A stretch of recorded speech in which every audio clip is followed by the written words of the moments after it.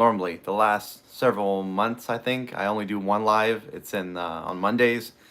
Monday afternoons at 12:30 Eastern. But I don't know. Chat seemed a little bit slow on Discord, so I thought, well, I'll throw up a live and see if anybody wants to come over. But as usual, I didn't advertise it, so it's kind of like low key. So we'll see what happens. Okay, so that was a rough intro. Let's try again. Hey, it's me, Froggy. We're here discussing Beyond the Map's Edge, yet another story in Justin M. Posey's nationwide 6-7-ish probably figure treasure hunt, and we're gonna go ahead and get into it. This story is the Jinxed joint. So Katie Lee, hey, what's going on? Number one, congratulations on being first. The agenda for today is kind of a short one. What's up, Dragon Lady? Number two. The agenda today is just cover the Jinxed joint. There's some good stuff in here. This isn't a chapter that's really jumped out at me before. Like I don't know if I would include this chapter on like a top 5. Maybe it might make a top 10. Tristina, how you doing? Rockhound. And okay, Larry, how you guys doing? So the Jinx joint, let's go ahead and get into it, okay? I don't know if I'm going to cover much after the Jinx joint. I think it might just be the story today. So we'll get into it and we'll see where the chat goes. What's up, Travis? How you doing? Yo. All right. So right off the bat, we have a visual here, Glacier National Park and Pegan Pass, even more specific. And there's a picture in the next page, right? Little next page. And so again, I think I said this in the last video, I'm starting to pay more attention to any area that's described either visually or with words, because of the last Q&A where Justin says that there's probably a hint to the geographical area that the treasure is located in the book. So we really want to pay attention to the kind of areas that are described. However, being up high on a mountain pass, normally you're probably more than a mile from the road most of the time, I'm guessing. So that might rule out an area like this, but it's something good to keep in mind.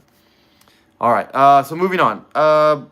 We hear there's some foreshadowing in the previous stories about his hip. It looks like this is the climax for the journey right here. And his so one thing to me is this story just could be a cautionary tale for when your body starts to let you know that something's wrong, to go ahead and listen to it, because it turns out that there's a tumor. I hope I didn't spoil that for you, but there's a tumor hidden in this joint. Well, let's go ahead and get through it, right? Right off the bat in the first paragraph, we have hiking poles, which, because of the poem, right, it says cast your pole. Some people said it's not a fishing pole because, you know, catch any fish by casting a pole is what some say, right? So some people have interpreted cast your pole as in hiking poles, right? Whether it's you're getting back from a trail, so you're casting your pole in the trunk of your car or the bed of your pickup truck, or some people say the motion of climbing, right, using putting your hand up and down, could be a cast. So I don't know how I really feel about that one, but it's something to definitely keep in mind, right? All right, so there's cast your pole. That's right there on page 173. I didn't know that he had there was a period of time where he had a cane out, right? And that might be something that maybe Cynthia or anyone else who knows him well, the next time that they're on a chat, you know, might be able to ask him about that. You know, do you remember Justin walking around with a cane, right? At this point of his life, I think is there a year mentioned in this? Let's see, January. Okay, so January 2018. That's the year that he goes on the operating table. So it had to be before then. So maybe, okay, January's 1st, so it had to be 2017, I'm guessing. So in Justin circa 2017, if anyone saw him, did he have a cane, like a Victoria gentleman? And what kind of cane was it? Did it have like a duck head on the top? Maybe a silver or bronze topping? I don't know. Just kind of playing around there. One of the days, Jinx Roman tied to a duo. Yeah, that could be something there. Hey, what's up? Miss Limon, how you doing? Hairless Cactus. To me, casting the pole is my hobo stick after I find the treasure. Yeah. No canes, but a walking stick. Yeah, maybe a walking stick. I'm guessing you know cans. I'm thinking you meant to type canes. Maybe. Katie Lee, I don't know. We'll see. All right, so moving on, then we have sleep, right? So once again, sleep is kind of not a major theme for this story, but it does play a part, right? Because even the simple task, if he's narcoleptic, he should be able to fall asleep pretty easily. But it says, he has to construct this a little pillow fort, right? Architectural arrangement. And then, man, this guy's been through a lot in his life, right? So he talks about kidney stones and a pain so fierce it rivaled the agony of kidney stones, which those little devils had previously topped his chart of personal agony. So he's been through that. So this is a guy who's well acquainted with pain. I'm guessing his pain tolerance is pretty high. All right. And I can definitely relate to the next part, right? I treated doctors as if they were telemarketers, right? So here he is describing, usually he doesn't want to go to the doctor. I probably don't go to the doctor near enough, but now he's looking forward to it, right? Which seems interesting to me. Like, I don't know how far out he scheduled his appointment. I feel like Justin would be able to get singing right away if he wanted to, but it's just, I don't know, humorous in my mind. Not that it's humorous that he's suffering, but that he's like set an appointment and he's like patiently waiting for that date instead of just cutting in line. I don't know. I don't really think there's anything there. But there's another mention of Christmas, right? A lot of people say Christmas is a theme. I don't know how I feel about that yet, but here's another mention of Christmas, right? And that it's used as an analogy. This is one little tangent I'll talk about because I had a pretty good discussion with, was it Jay Snipes maybe today about analogies, metaphors, and allegories. So I think in my mind, again, not a English professor, not a high learned dude right here. This is just, I've read a dictionary, parts of it, and I read books. So in my mind, metaphors and analogies are meant to help you understand, right? If I'm trying to explain a concept to you and it may be foreign, or if I'm trying to explain a concept to a bunch of readers, I don't know what everybody's experience is, so I might throw in a couple common analogies that I feel most people have an experience with to help them understand the original point I'm trying to communicate. Right? In my mind, that's how metaphors and analogies work, trying to help you understand. Allegory, I look at it a little bit different. Allegory, I feel like, is a hidden layer that either is used for a literary purpose later on, like a type of foreshadowing, or in some of my studies came across like the Christians during times when Christians were persecuted, they'd write stories that had a Christian allegory in it, because if they were to come out right and write about a Christian topic, they'd be persecuted and unalived. I think I can say that on YouTube. I don't know. I always forget what I can and can't say. But so they had to write a story, right? I think Lion, the Witch, and the Wardrobe is a perfect example of this. Not that it was written during time of persecution, but that there's a clear Christian allegory underneath it that the author agrees and most people agree. So I think allegory is kind of a way of hiding something, not to help you understand. And in my mind, I just don't know if Justin would include that. Everything seems to be not surface level, but he's trying to help you, right? The book is trying, if you get stuck in the poem, you go to the book to try to help you understand, right? The book gives you context. So it would seem kind of odd to go to the book and he would expect you to find a hidden allegory to help you understand something that's already troubling. I don't know. That's just my 2 cents about allegories, metaphor, and analogies. So I firmly agree, metaphors and analogies are in play. Allegories, I would say, probably not so much. That's just my my little rant right there. Here we go. Catch up on the chat. You look like Jerry Rig Everything. Bow Bob. I don't know who Jerry Rig Everything is. I'll have to look that up. Maybe that's a compliment, hopefully. Underhill, no easy getting a fast doctor appointment around here. Oh, hey, you know what? That's a good point. Depending on where he lived, maybe the doctor just wasn't available.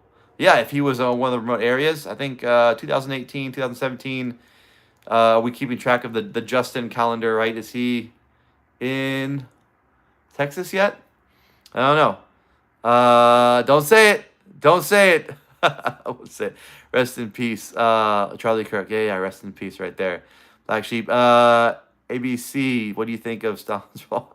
That's I don't know, man. That's over my head. That's I'm not this is a book club. This is a treasure hunting book club. This is not a world analysis of industrialization or something. All right, continuing on. All right, focus, lock in. All right, so Dr. McDonald, right? I hadn't picked this up before. This is wish I could remember who said it. Maybe it was Cool Ma. I don't know. Maybe it was Cool Ma. But there's like a lot of McDonald's references in this story, which I've always humorously thought it'd be funny if Double Larks on Granite Bold were just a McDonald's somewhere, Like, the gold's just sitting in the back of a McDonald's dumpster or something.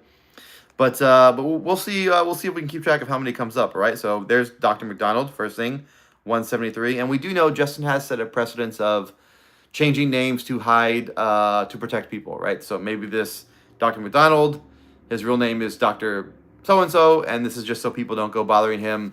Hey, did you come up? Do you know any clues when you were cutting Justin open? Right. Maybe. Who knows? But I think this is pretty interesting here. We get a little bit of Justin's view on the medical world in general, right? So the story here is he goes to 3 different doctors. They're all reading the same X-ray, and each one has a different sees a different future in the shadows, right? Which I think is important. So we'll stop right there because anytime for my streams, anytime we come across a poem word, we kind of take a pause and look at it, right? So shadows is a poem word, right? Because what we're looking for is wisdom. And wisdom waits in shadowed sight.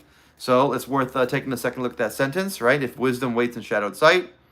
Here we have 3 different doctors reading the same X-ray like tea leaves and finding different future in its shadows.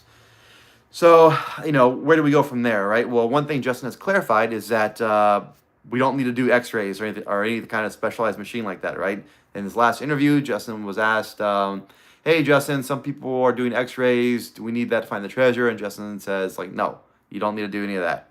So in my mind, okay, let's move on to the next part. Tea leaves, all right? Tea leaves, reading tea leaves, is that what we're doing? In my mind, I think we're kind of already reading tea leaves by looking at the words in the poem. I would equate them to tea leaves. Someone very astutely pointed out that, again, not an original idea, but in that picture with Brandon and Justin and their father and their grandfather, here it is right here, it looks like Brandon is holding a leaf in his hand. So aha, tea leaves, Brandon leaf. It's a little loose for me. Again, I'm lately I've been a big fan of focusing on the poem. If you get stuck, look in the book to help you, but I'm not necessarily trying to go through and analyze all the images for leaves. I don't know. So let's move on to this rest of the sentence. Each finding a different future in the shadows. Maybe that's all we're supposed to do. Like look for, because if time, right? Time is a big concept of the poem. It's repeated twice. So future is an aspect of time, and we're looking for the future in the shadows. So, all right, let's see. The first sentence is, can you find what lives in time? And so maybe the wisdom lies in future sight. We're gonna, whatever we find that lives in time, we go in the future to find what's in the shadow. I don't know. It's very loose. It's very rough. I don't really know what to make of it, but I just figured I'd point it out because we're reading it, right? So this is what Justin respects. This is what Justin responds to is honesty. And the Dr. McDonald, right, says, hey, I'm confident I can fix your symptoms, but I have no idea what the root cause is. Which, honestly, if a doctor said that to me, I don't know if I'd feel that same level of confidence. Hey, Froggy, I can fix what's wrong, but I have no idea what the root cause is. I don't know. I might react differently. But we're trying to understand Justin, trying to understand the man. And so, boom, he finds comfort in that, right? So whether that's just getting a little bit more to understand what Justin's like, or if there's a clue in there, we don't know. How that can help you apply, how you can apply that to the poem, I guess is yet to be determined. But he responds to honesty, right? Is honesty in the medical profession's veneer of uncertainty. And through that crack, trust slipped in. I will say this trust, I've been looking at all the different synonyms of hope, and one of them is trust. So I don't know if I would put as much value on that line as if it said hope. But let's read it with hope involved, right? His honesty was like a crack in the medical profession's veneer of certainty, and through that crack, hope slipped in. It might work, right? It might work. So a little bit of hope, trust, synonyms. Maybe we're looking for as trust surges, right? Which, I don't know. We'll think about that later. All right, here we go. Showing some RIP for Charles. Tea time, loose leaf. Yeah, loose leaf. And Orally Ram. Hey, said hi. Hi. All right, so here we go. More tests. This part's been debated hotly, right? K-Pro Calazar, they had a really nice, well-organized PowerPoint where they covered the number 27 a lot, right? And one of the big things was 27 has to be something because no medical test requires 27 vials of blood. It's a lot. I can't really speak from experience. I should have asked, I blew it. I'm gonna have to text these guys. I was hanging out with these two doctors from Johns Hopkins last night. They're in my fellow nerd club, and I that would have been the time to ask them, hey, are there medical tests that require 27 vials of blood? Because in the Discord with probably about 100 people that are active participants, I think the highest number I heard was like 14 or 16, something like that. No one here has, no one had heard of a medical test that required more than 20 vials of blood. So, you know, and the theory there being that if 27 is far beyond what would normally be required for a test, it must mean something, right? And then we can use that. So I still need to, it's a reminder to myself to contact those doctors and see if there's any kind of test. Because if not, then we'll know something, right? The 27 means something. All right, so here we go. Moving down, we got Dr. McDonald again. And again, I haven't really seen any other McDonald's reference other than just the name McDonald. So I don't know if I'm a fan of the whole McDonald's theory, but we'll keep that in mind. Let's see, draining fluid. So here's a bunch of, medical terminology Justin's walking through. The process of him healing the joint. And it turns out that, one, it's filled with fluid, so they end up draining it, right? And two, when they end up cutting into it like a piñata, this is really, so if you're prone to being grossed out by descriptions, here's a disclaimer out, and I'll have to remind you to put a disclaimer up. I hope there's probably this box I should have checked, but this part might be a little graphic. So when they end up cutting into his hip, the tumors, benign tumors, they burst like a piñata, which is it's pretty gnarly. It's pretty gnarly to think. Oh, here we go. We have some data here. Standard pint of blood contains vials. Each vial is commonly sized being around. Okay, so that's a half a pint. Half a pint. Gedelkin, is that what we're thinking? 25 is half of 50. So half a pint blood taken out, which the human body holds 5 liters. How many liters in a pint? Was it 4 liters to a pint? 2 liters to a pint? No, backwards. 4 pints to a liter, 2 liters to a pint? I don't know. What's up, dude? How you doing? Pero, what's going on? All right, so anyways, while people are doing math. Oh, this is a book club, Pero. So we're discussing Beyond the Map's Edge. It's a treasure hunt, national treasure hunt in the West, right? So if you live in the western half of America, there's some gold buried near you in some public land, and so that's what we're trying to find. You can go to the website. It's free. Treasure.quest is the website's put on by this amazing dude named Justin and Posey. And, there is a book involved, but you can look at the website for free. And if you have Netflix, there's a show on it called Golden Greed that kind of launches it out. So it's something fun to do. If you have spare time, if you like puzzles, there's a lot of puzzles and stuff, riddles and such involved. All right, anyways, moving on. Here we go. We were talking about hope earlier, right? Trust is a synonym of hope. So now we have, on the next page, 175 in the hardback, this sudden absence of agony ushered in a tidal wave of hope. So before, I was a big proponent of hope equals fishing, because there's like 2 or 3 lines in the book where he describes a ripple of hope, or our only hope was to catch fish.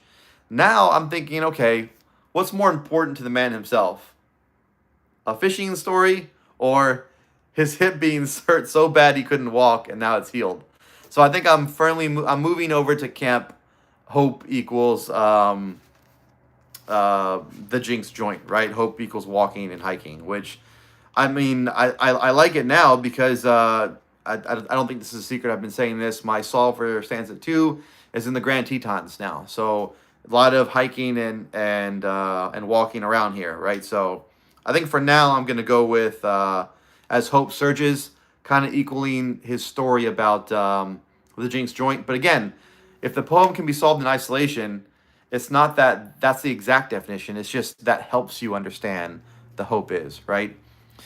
Yes, sir, Pero. Looking for gold myself. Can you tell about having purple dumps? Purple dumps. I don't know what... Remind me. I don't know how I could forget about a purple dump, but if you're able to, remind me what that purple dump incident is. But yes, searching for gold, Pero. I've been out to Arizona about 3 weeks ago. Didn't find any. or else I'd have like gold chains and stuff. But I'm hoping to go again in another couple months. Do I finance myself? No, my financier is my dad. He's my search partner in this. So he's the money and the brains. I guess I'm just the back that carries the backpack. Yeah. All right. Moving on. Yeah. Hope equals. I'm a big fan of hope in this chapter. All right. So now we have Jacob, right? Whether it's his true name or not, I don't think we really need to investigate him. I don't think he has any clues, right? Although I'm maybe Justin had some interesting curse words while he was going through physical therapy. I heard most people do when they go through. What's up, Alan? What's going on, man? So here we go. He feels a lot better. And here we go. The important part here is tell me about those trails you're missing, right? So while we do know that the treasure is not going to be on a trail, right? Justin says he wanted to put it far enough so somebody couldn't wander across it. It's still kind of up in the air. Is there a trail at some point, right? Is that where you park your car and get off? Do you have to go down a trail and then turn off? That's still up for odds. Hey, what's up, Alan? So, but I think it's interesting about the trails that you're missing. Then we go down 6 months later. He's again at Pegan Pass, right? So we do know that he's, I don't know, say familiar, right? But he's gone back twice back there. So let's see. Young couple bound past bodies moving with grace. I don't really know. Maybe this is just kind of a note to you don't appreciate what you have until you lose it. Is that a good way to say that? That hey, what's up, Kelly? That when he was younger, I guess he took for granted the healthy hip. But this hip and back seems to be foreshadowing for a while, right? Even back when he was working at Microsoft and sleeping on the floor and curled up in the weird positions, it seems to have always kind of that's where it started. Hopefully he's feeling better now. That'd be a good question. I feel bad. We always ask him about treasure. We should ask about his back and his legs. See how they're doing. Treasure pack, how you doing? Appreciate it. All right. Every victory is temporary. Every recovery is just an intermission. Moving on. Scout. So I would say this is interesting right here. So this is the last paragraph that we're going to wrap up this story with. Here's a direct quote. But what they don't tell you is that sometimes your body is just warming up, testing defenses, probing for weak spots. That first hip pain, a scout sent ahead of the main invasion force. So the only reason I point this out is because the title of the previous story is The Snout Scout. So the Snout Scout is all about Tucker learning to sniff scents, right? Scent, S-C-E-N-T, right? The scent of gold and bronze and whatnot. And here we have the end of this story is a scout sent ahead of the main invasion force, sent being S-E-N-T. So again, it's just little oddities like this that make you kind of scratch your head and look a little bit. I don't know if there's anything there. It seems kind of odd. It seems, what in Justin's word, uncanny. So again, it might be worth spending a couple minutes looking down, see if that jogs anything loose. I don't know if I'd spend a whole day going down that rabbit hole, but it's just something interesting. Let's see. High fives, champagne toast. Again, the number 5 has been appearing several times, so I want to call that out. 6 months later, I don't really know if that's anything right there, the 6. But I think that's what I'm gonna end this story on, the Jinxed joint. It's so all in all, I call it. Sorry. There's a mention of the word treasure, so let's call that out. Off topic and point chapters for sure. What do you think the answer is? Okay. Remind me, Kelly. I'm going to finish this up, and I'm going to get right to that, Kelly, because it's changing a little bit. All right. So again, going back to, I apologize, a warning. This might be a little graphic for those of you who are sensitive, but going back to where the surgical team cuts him open and his tumor bursts like a piñata, right, all over. So the way Justin writes the surgical team playing a game of hide and seek, which we've already called out before, that hide and seek is mentioned in the book 5 times. And every single time but one has the hyphens in between, right? It's either 5 or 6 times. But every single time it's mentioned, there's a hyphen in between except for one. So that's interesting to me. But this is extracting a veritable treasure trove of cartilage pieces and rebuilding my hip. So they and the doctor calls it, again, Dr. McDonald calls it therapeutic. So I just find that interesting. That and I think Justin found it interesting. Whoa, what up, Kelly? All right, definitely can remember your question then. That's an easy way for sure. But I really appreciate the super chat, Kelly. But we're wrapping up about the Dr. McDonald, and I think this seems like to be like a true story. This is something that when you're healing, you come out of surgery, the doctor says, "Hey, by the way, when we cut into your tumor, it exploded, but me and my team had a good time. It was cathartic putting it back together." I feel like that's something that you as a operatee would remember and be like, "That was weird that you said that. I'm going to put that in my book." So it's little things like that that maybe some people have questioned the validity of this story.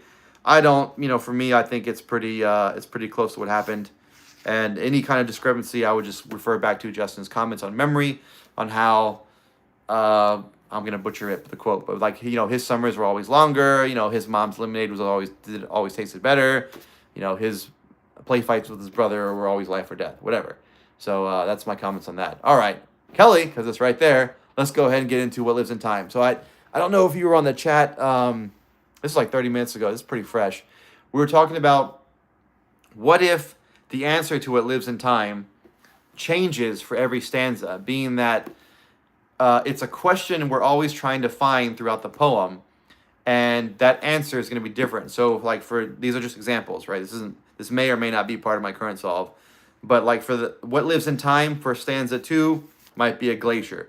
What lives in time for stanza 4 might be a fossil. What lives in time for stanza 3 might be a mountain that's always been there, right? Or the name or a legend of a place, right? That's a new theory about what lives in time. Up until that, I was pretty convinced that what lives in time is landmarks. Landmarks live in time, but that's not always the best, right? Because erosion, natural disasters change the way they look, so they don't really. And our Earth is always changing. It's really tough to have a really solid what lives in time. But if what lives in time changes and fits each stanza, I think that could have a little bit of play into it. So that's my current theory for that. President Cliff's born in Hope, Arkansas. Was it Bill? Was he born in Arkansas? Lorraine, I'm not sure about that one. Oh, we missed some stuff here. Weights, just like weights could be weights. Good job, cool ma. Well, it wasn't to answer my question. I generally enjoy typing the chat with you. I appreciate it. Hey, thank you very much, Kelly. I enjoy this. Like I said, it helps me just as much as it helps you, because when reading something and taking notes, there's something. How do I say this? It sinks in more when I speak it out loud. And so, it's tough to just sit there in the living room and read out loud to myself. But if I'm pretending to read to an audience, or reading to an actual audience like I am now, and explain my thoughts, I feel like it helps sink in a little bit better. So it's always a question why you choose the stories you choose. There's got to be a reason, Alan, right? Because we go back to the beginning, right? He wants us to. I have the book in front of me, so I can read this out. It's all about getting to know the man, getting context for it. Here we go. Here's what I learned after a decade of treasure hunting. It's not about the gold. It's about understanding the mind of the person who hit it. Their stories, plural, their obsessions, the places that shape them, right? And there's some more in there too. But that's why he included those stories, right? He wants us to understand him and his mind. All right. Froggy gives thanks. Thank you, cool ma. Appreciate it. Hey, what's up, Froggy King of the Pirates? Lorraine, yes. Oh, so there's a Hope in almost every state, right? There's Hope, Arkansas. I found Hope in Idaho. It's up north. I think there's a Hope, Utah also. There's a Hope, New Mexico. I think every couple has different answers for stanzas too. Yeah, hey, and there's 10 things, so that could be couplet. I like that couplet. I'll be focusing on the poem again. I guess your channel is. Sonora and Sky. First off, great name. A lot like that. I think I'm now shifted to focusing on the poem heavily. I've always kind of talked about the poem, but there was a time early on when I was heavy into the book. And so I'll say that I was first couple weeks, probably months actually, I was heavy into the book, analyzing what does he mean by this word, what does he mean by this sentence, this analogy, this metaphor.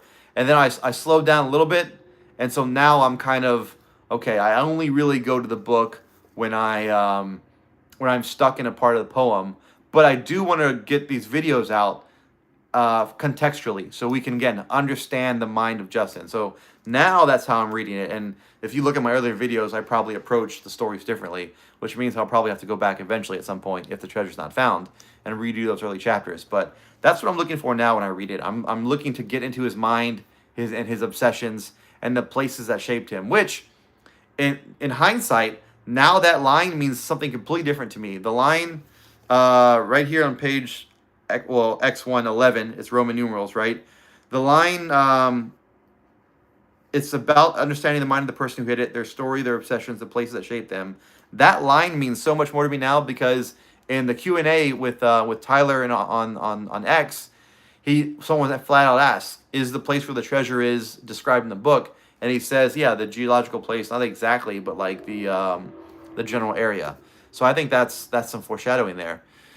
Here we go, Charles. Thank you, appreciate it. Neat Godelkin. Yeah, Godelkin is solid, man. Solid stuff. Hope you know see about Badgerville. Oh, hey, that could be man. You might want to delete that and keep that to yourself, Godelkin. That's some pretty good stuff right there. The book is intended to shed light on his mentality. Exactly. Can you talk about Ciphers at some point? Okay, Hairless Cactus. So my views on Ciphers is I only work on Ciphers once I have a solve. Because Justin has kind of repeatedly said it's not vital to the solve. So for me, it's kind of, one, I'm not good at them. So it's not something I particularly enjoy or I feel is my strong suit. So I'd rather focus on a solve. Now, once I get a solve, for example, I was doing a lot of work on Ciphers like 2 months ago because I had a solve and I had a ticket and I was just waiting to go boots on the ground. So that time, yeah, I'll work on Ciphers. So if I happen to get a solve in the next couple of weeks, then you'll probably see me move over to Ciphers because I feel like, well, I already have one thing. Let's see if we can get the other thing. Name change is a small part of my solve. All right, we have included the map, which clues all over. I'll share with the 35 of us. We have a share right here. All right, Soren Sky. Let's see what you got. I was gonna end it, but I'll hang on to the chat for a little bit longer to see if you got dropping some knowledge there. Because it turns out whatever we talk about on the lives or whatever you guys type doesn't get posted. So that's frustrated some viewers who go back and watch. Look at the included map. Hope is where the Poseys would get their mail. Still do. Well, that's good. Again, don't get too many people to New Mexico, Godelkin. That's where I'm hoping this next solve is gonna lead. What kind of cipher did you use? Okay, so yeah, I'll talk a little bit about ciphers. The ones that didn't work for me. So I was looking in the book. I was looking at stories, story titles.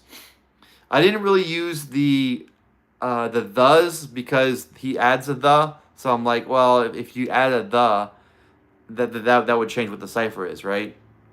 What else did I use? I was big on the story about where the dad has him do math to figure out. So here was my thought for that process.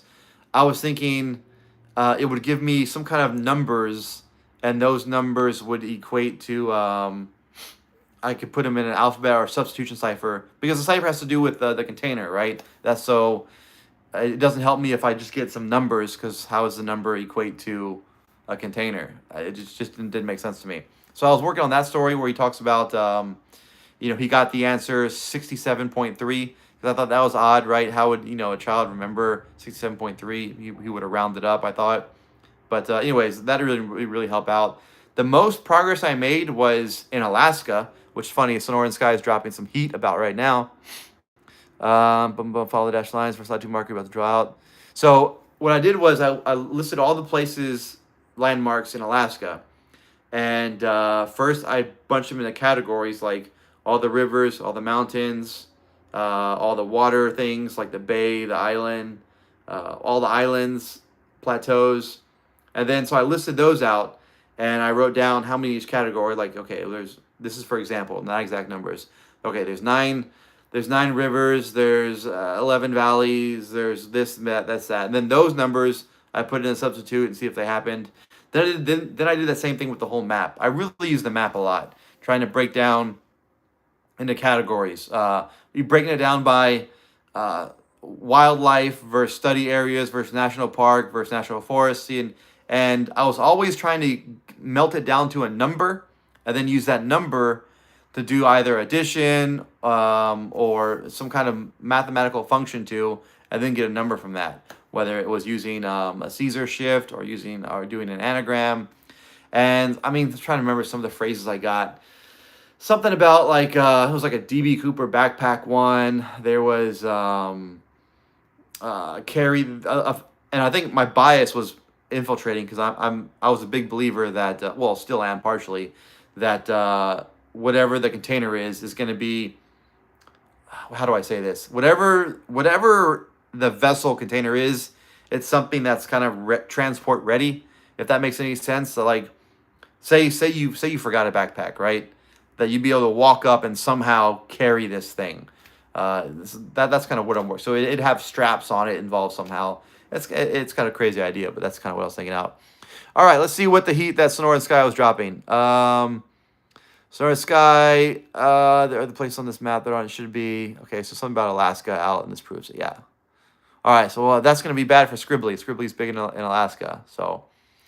All right, in my mind, as far as drawing stuff, the map is different across like all three versions. Like if you look where Alaska is, it's in a different position, and so in my mind, it's really tough to include Alaska in any kind of drawing. All right, but yeah, Alan, there we go. All right, I think we're gonna cut it. My was a Pontiac. Yes, Alan. Yeah. All right. So hey, thanks for all watching. This was the Thursday show again. Normally this is pre-recorded, but I don't know. I was bored, so I figured we'd do it live. Thanks for everyone for watching. All right, now back to your regular scheduled programming. I'm gonna pop back in Discord, see what's going on, and yeah, that'll be it. Take care, guys. Appreciate it. Thanks, Kelly. Thanks again, Kelly. Bye.